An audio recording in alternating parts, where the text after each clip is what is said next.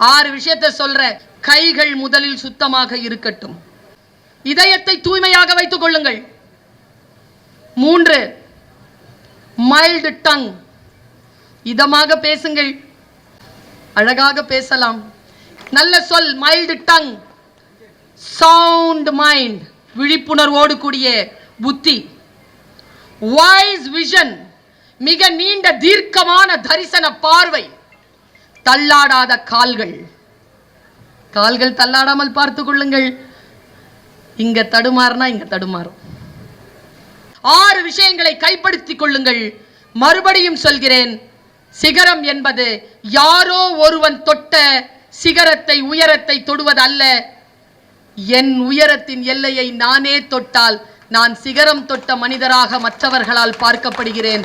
வாருங்கள், நம்முடைய சிகரம் என்பது அடுத்தவர்கள் சிகரம் இல்லை என்பதனை உணர்ந்து கொள்வோம்.